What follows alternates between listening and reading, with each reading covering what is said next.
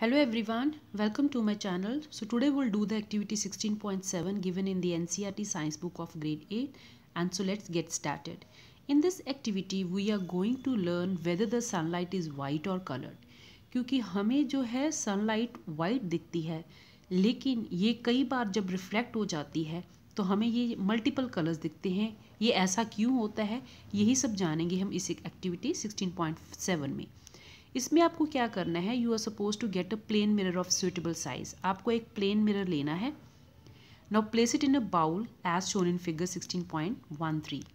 तो आपको क्या करना है, यहाँ पे एक बाउल लेना है या कटोरी लेनी है, उसमें जो है पानी भर लेना है और उसमें जो है मिरर रखना है. कैसे? Put this arrangement near a window in such a way that direct sunlight fall on the mirror. यहाँ से सनलाइट, डायरेक्ट सनलाइट किसके ऊपर पड़ रही है, मिरर के ऊपर डल रही है.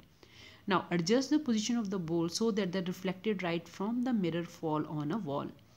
तो ये जो लाइट है आप देख सकते हो, ये जो लाइट है अब डायरेक्टली किसके ऊपर रिफ्लेक्ट होके पड़ेगी, किसी वॉल के ऊपर, राइट.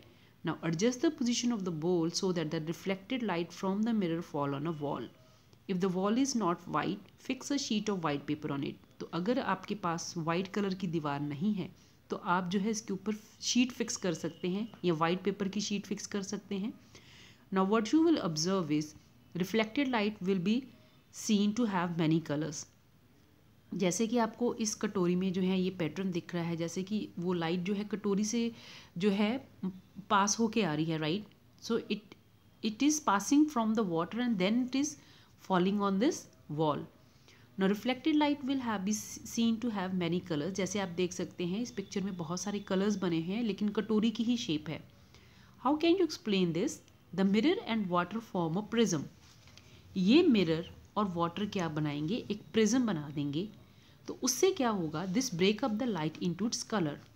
तो आपने ग्रेड 7 में भी ये पढ़ा था, डिस्पर्शन ऑफ लाइट.